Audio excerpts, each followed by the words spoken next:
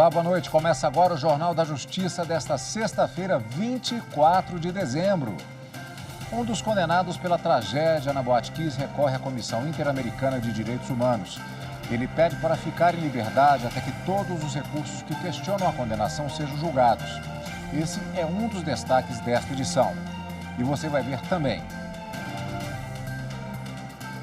Ministério Público quer que o governo de Pernambuco adote medidas de apoio a indígenas migrantes venezuelanos.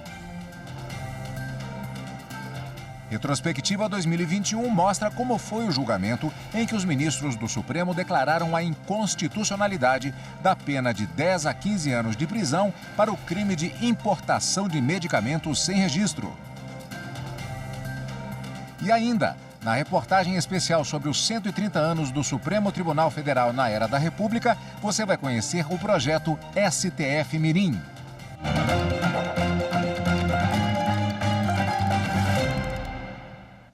A defesa de Elissandro Spor, sócio da Boate Kiss, entrou com pedido de medidas cautelares de urgência na Comissão Interamericana de Direitos Humanos.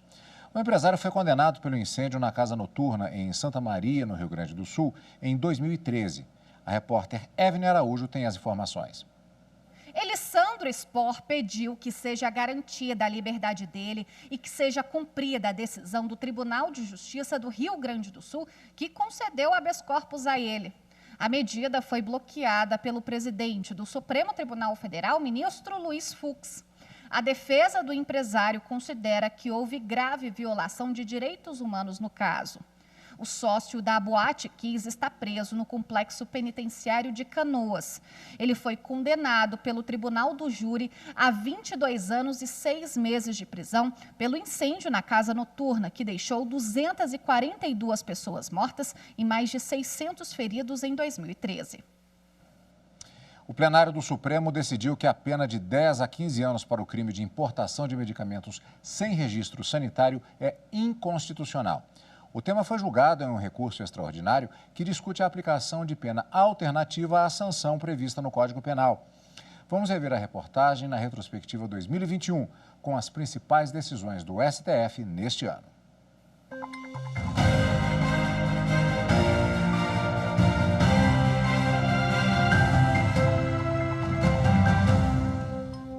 O caso chegou ao STF após a condenação de um homem que trouxe ao país um medicamento sem a documentação exigida em lei. O Tribunal Regional Federal da 4ª Região optou por aplicar ao réu uma pena mais branda, de 3 anos de reclusão, com base na Lei de Drogas e não no Código Penal, cuja pena para o crime de importação de remédios sem registro varia entre 10 e 15 anos. Em discussão, a constitucionalidade da pena de prisão prevista no Código Penal para quem importa medicamentos sem registro da Anvisa.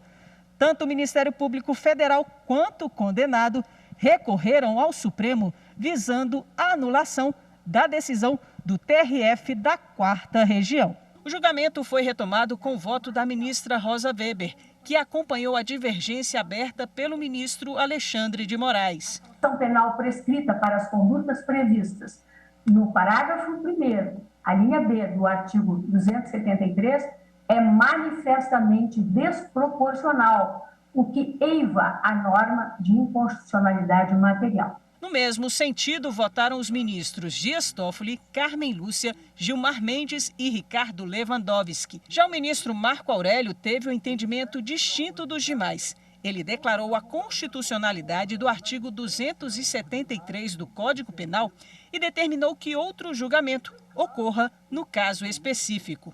Assento, portanto, a constitucionalidade do 273, como está no Código Penal, parágrafo 1º-B.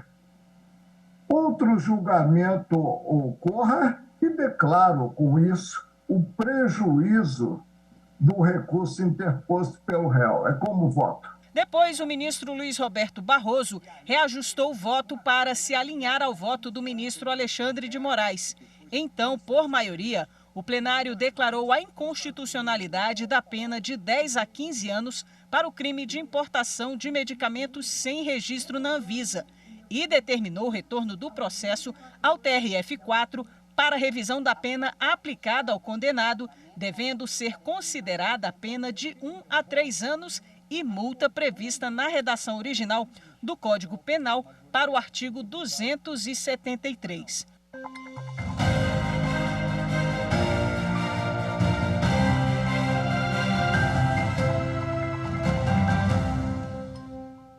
Veja a seguir, Ministério Público pede que o governo de Pernambuco preste apoio a indígenas venezuelanos que vivem no estado. A gente volta em instantes.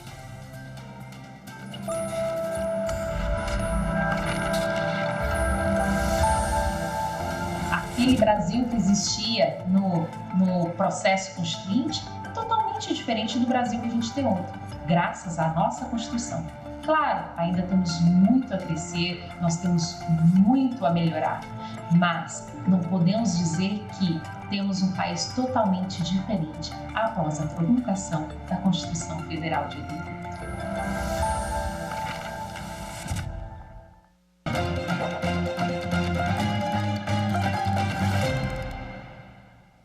Em um trabalho conjunto, os Ministérios Públicos Federal, Estadual e do Trabalho de Pernambuco, junto com as Defensorias Públicas da União e do Estado, emitiram uma recomendação para que a Prefeitura do Recife e o Governo de Pernambuco adotem medidas de apoio aos indígenas da etnia Uarau, migrantes venezuelanos. No documento, tanto os Ministérios Públicos quanto as defensorias recomendam que seja elaborado, dentro de 30 dias, um protocolo nos termos da Convenção 69 da Organização Internacional do Trabalho, que estabelece direitos plenos aos povos indígenas, com o objetivo de criar políticas públicas referentes às necessidades de subsistência e sobrevivência, especialmente durante a pandemia da Covid-19. O governo de Pernambuco e a Prefeitura de Recife devem informar se vão acatar ou não a recomendação no prazo de 10 dias úteis. Em caso de descumprimento, poderão ser adotadas as medidas judiciais e administrativas.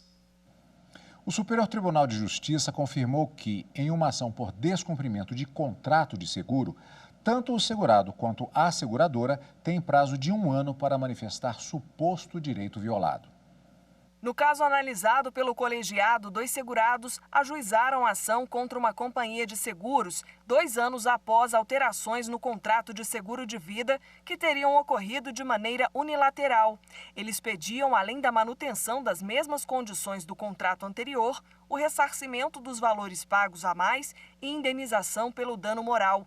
O relator, ministro Luiz Felipe Salomão, explicou que a suposta violação do direito dos segurados atraiu a incidência do prazo prescricional de 1 ano, previsto no artigo 206 do Código Civil, uma vez que a pretensão deriva de relação jurídica securitária. Apesar de reconhecer que durante algum tempo houve divergência entre as turmas de direito privado a respeito do prazo prescricional, o ministro Salomão esclareceu que desde maio de 2017 o entendimento dos colegiados foi uniformizado. A segunda sessão, então, considerou prescritos os pedidos dos segurados e esse prazo prescricional de 1 ano vale para o exercício de qualquer pretensão do segurado contra o segurador e vice-versa, baseada em suposto inadimplemento de deveres do contrato de seguro. E a primeira sessão do STJ definiu critérios para verificar a exposição do trabalhador a ruídos nocivos. A primeira sessão do Superior Tribunal de Justiça, sob o rito dos recursos especiais repetitivos, tema 1083, estabeleceu a tese de que o exercício de atividade sob condições especiais pela exposição a ruído, quando constatados diferentes níveis de efeitos sonoros, deve ser aferido por meio do nível de exposição normalizado, NEM. Segundo o colegiado, quando essa informação não estiver disponível, deve ser adotado como critério o nível máximo de ruído, desde que a perícia técnica judicial comprove a habitualidade e a permanência da exposição ao agente nocivo durante a produção do bem ou a prestação do serviço. O relator dos recursos repetitivos, ministro Gurgel de Faria, lembrou que a Lei de Benefícios da Previdência Social prevê que a aposentadoria especial será devida ao segurado que comprovar tempo de trabalho permanente em condições especiais que prejudiquem a saúde ou a integridade física durante o período mínimo fixado em lei. Segundo o magistrado, a exigência legal de habitualidade e permanência não pressupõe a exposição contínua ao agente nocivo durante toda a jornada de trabalho. O ministro Gurgel de Faria destacou ainda que, ausente a indicação do NEM, é possível ao magistrado, com base no laudo técnico submetido ao contraditório, reconhecer a especialidade da atividade profissional do segurado exposto a ruídos variáveis, adotando como critério o pico máximo, desde que, nesses casos, seja comprovada a habitualidade da exposição ao agente nocivo. Com a fixação da tese, poderão voltar a tramitar em todo o país as ações que estavam suspensas. O Superior Tribunal de Justiça decidiu que indenização e multa não se confundem na aplicação de sanções por infrações civis ambientais. A decisão do colegiado foi no sentido de que, como decorrência do direito sancionatório, inclusive nas infrações ambientais, a aplicação de sanções deve levar em consideração as diferenças entre a indenização, que busca restaurar o estado anterior ou compensar o prejuízo causado, e a multa administrativa, que é uma punição que tem como referência o grau de reprovação da conduta e não propriamente o dano causado. No caso julgado, o movimento Defenda São Paulo ajuizou a ação civil pública alegando ilegalidade na construção de um prédio autorizada pelo Estado que foi realizada a menos de 300 metros de uma edificação tombada. Isto porque construir no raio de 300 metros de um sítio ou de uma edificação tombados desrespeita um decreto estadual de 1979. Em primeiro grau, a ação foi julgada procedente apenas contra o Estado. E na apelação, o Tribunal de Justiça de São Paulo condenou o Estado ao pagamento de multa de 20% do bem tombado e determinou que a construtora indenizasse o prejuízo causado à coletividade a ser apurado em liquidação de sentença. No STJ, a segunda turma entendeu que a condenação a pagar multa foi fora do pedido, de acordo com o Código de Processo Civil. Para o colegiado, o Tribunal Paulista confundiu multa com a indenização requerida na petição inicial da ação civil pública. Além disso, o ministro Og Fernandes, cujo voto prevaleceu no colegiado, apontou que o judiciário é competente para revisar e anular multas, mas não para exercer o papel da autoridade administrativa fixando a multa.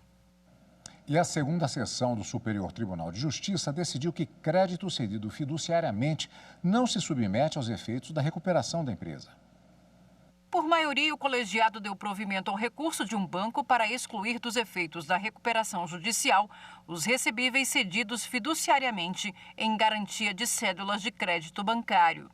O colegiado também entendeu que esse tipo de crédito não pode ser considerado bem de capital, razão pela qual não se sujeita ao impedimento de retirada do estabelecimento da recuperanda durante o prazo de suspensão previsto na Lei 11.101 de 2005. No julgamento, os ministros reformaram acórdão do Tribunal de Justiça de Mato Grosso, que compreendeu que a falta de registro da cessão fiduciária desconstituiria a garantia. Com isso, o banco não poderia receber os valores respectivos fora da recuperação judicial. A relatora do recurso no STJ, a ministra Isabel Galotti, lembrou, entre outras coisas, que a jurisprudência da Corte considera que os contratos gravados com cessão fiduciária não se submetem ao regime da recuperação, pois são bens ou valores extraconcursais, conforme a Lei de Recuperação em Falência.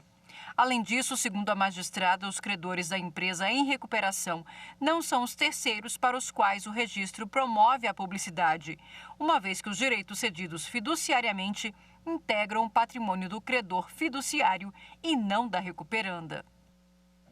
E no próximo bloco tem a reportagem especial sobre os 130 anos do Supremo na Era da República. Você vai conhecer o projeto STF Mirim. Voltamos já já.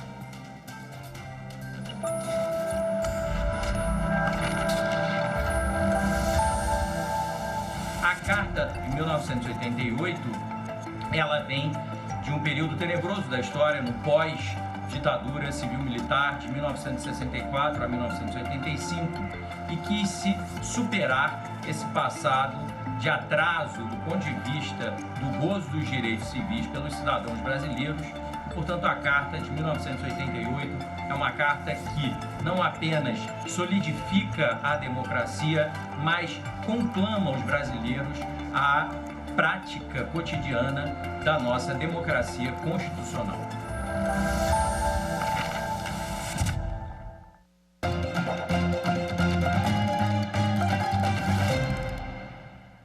E hoje, véspera de Natal, nada mais justo do que falarmos de solidariedade, empatia e cuidado com o próximo. Os servidores da Advocacia Geral da União, mais uma vez munidos desses sentimentos, se reuniram para tentar melhorar o fim de ano de quem mais precisa. A campanha de Natal da AGU em 2021 alcançou instituições que cuidam de crianças nos estados de Minas Gerais, Pernambuco, Rio de Janeiro, Rio Grande do Sul, além do Distrito Federal. De pouco em pouco, a van foi enchendo. E não só de doações, mas também de esperança. Isso porque, há pelo menos uma década, os servidores da Advocacia Geral da União se reúnem no final do ano para tentar melhorar um pouquinho a vida do próximo. E este ano não foi diferente. A campanha, que já presenteou centenas de crianças através de adoção de cartinhas dos Correios e de filhos de colaboradores terceirizados, este ano escolheu ajudar instituições que cuidam de crianças nos estados de Minas Gerais, Pernambuco, Rio de Janeiro, Rio Grande do Sul, São Paulo e Distrito Federal. Cada uma das regiões organizou e arrecadou junto aos servidores presentes, cestas básicas e produtos de higiene para as doações. Só no Distrito Federal foram mais de 60 brinquedos, 36 cestas básicas e produtos de higiene distribuídos. Generosidade para a gente da AGU, ela é um privilégio. Então, a AGU vem trabalhando com esse tipo de ação há muito tempo através do programa de qualidade de vida, né, dos servidores. É um projeto que a tendência dele é crescer cada vez mais na instituição. Cada organização foi selecionada através de pesquisa, onde as instituições que menos houvessem previsão de arrecadação seriam privilegiadas pela AGU. No DF, uma das entidades escolhidas que sobrevive com doações foi o Instituto do Carinho, situado na região administrativa da Ceilândia.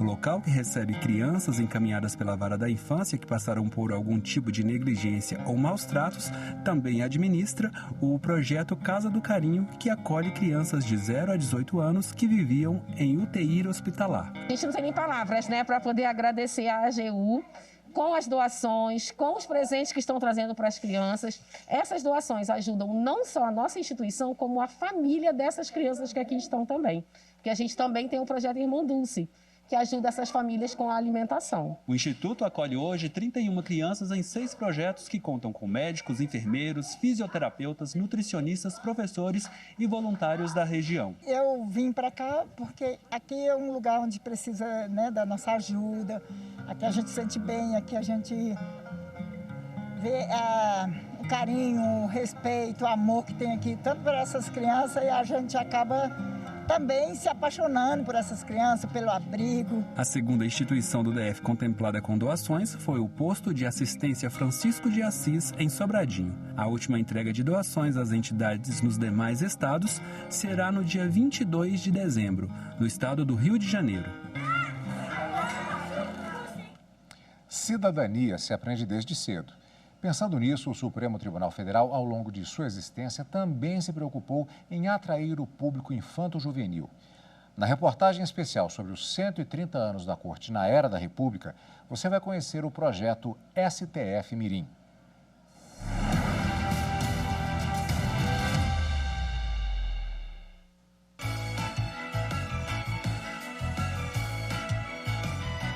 Sempre estão metidos numa aventura daquelas, isso todo mundo sabe. Mas desta vez, Cebolinha, Mônica, Magali e Cascão vão ajudar numa missão ainda maior: garantir o direito à acessibilidade do Luca, um menino cadeirante. A quadra de esportes do bairro não está adaptada e pode impedir a participação do melhor atleta do time na partida. A turminha não desiste e descobre que criança também tem direitos. história em quadrinhos da Turma da Mônica é uma iniciativa do Supremo Tribunal Federal para aproximar o público infantil do Poder Judiciário. A revista traz, além de uma historinha, joguinhos sobre direitos fundamentais e explica de forma didática o papel da mais alta corte do país. Responsável pela Secretaria de Documentação na época em que a revistinha foi elaborada, a servidora Ana Valéria explica que o gibi faz parte do projeto STF Mirim. A gente quis mostrar que esse Supremo que as crianças veem na televisão, que tem decisões que afetam a vida delas, da família delas, da sociedade, do país, exerce um papel na vida das pessoas.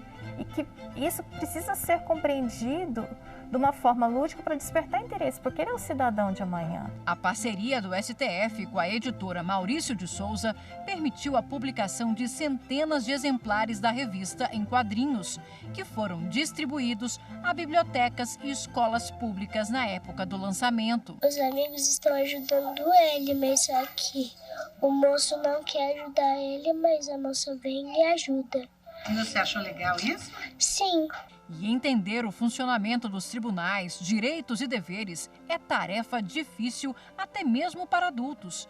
Por isso, além do gibi, a equipe do STF desenvolveu uma cartilha com linguagem voltada para jovens, traduzindo um pouco do juridiquês para um português mais fácil do dia a dia.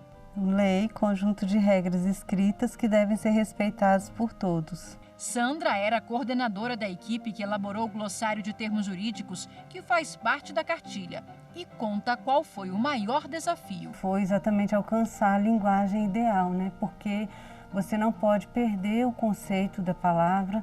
Então, assim, você tem que, o jurídico, você não pode perder o jurídico aqui, você tem que manter o conceito, mas, por outro lado, também a linguagem tinha que ser acessível. Então, tem coisas que não tem muito como a gente tirar.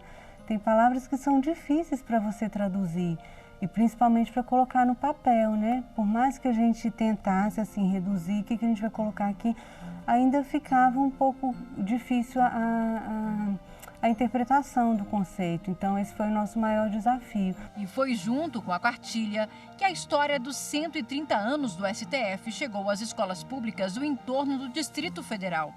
Uma equipe do Supremo fez uma exposição itinerante com peças históricas que marcaram a trajetória da mais alta corte do país e a distribuição do material didático às crianças. Eu tô achando legal porque é bem legal pra gente aprender, né? Pra quem quer ser advogado, juiz, aí é bom pra gente aprender isso, né? Sobre o Brasil. Muito educativo, que faz a gente aprender melhor as coisas, estudar bem. É isso aí. Eu nunca fui no museu, mas eu gostei bastante, porque aqui parece um museu, muito legal. A população ela precisa ter o conhecimento desde cedo. E como a gente não tem direito constitucional nas escolas, aí eu acho que seria interessante que a gente pudesse aproximar esse público do tribunal de uma forma correta, assim, né? Entender corretamente o papel do Supremo. Além do gibi e da cartilha, o projeto STF Mirim também conta com um vídeo interativo para facilitar a compreensão da divisão do Poder Judiciário, a função do STF e sua composição, os direitos previstos na Constituição. No Brasil, há muitas leis dizendo quais os direitos e as obrigações de cada um. Elas também dizem o que nós podemos ou não podemos fazer. Por exemplo, uma lei fala que toda criança tem o direito de ir à escola. Essa criança que ela entende os direitos dela, ela vai saber que os pais dela, a família dela pagam imposto e aquele imposto vai para a merenda escolar. E qual a qualidade da merenda escolar que ela está recebendo? Se ela despertar desde cedo esse interesse pelos seus direitos, pelos seus deveres, pelo papel do Poder Judiciário, pelo seu papel na família e na sociedade, a gente acredita que a gente vai ter um país melhor. O gibi, a cartilha e o vídeo estão disponíveis em formato digital na página do STF na internet, na aba STF Mirim. Em função da pandemia da Covid-19, as visitas à Biblioteca do Supremo estão suspensas.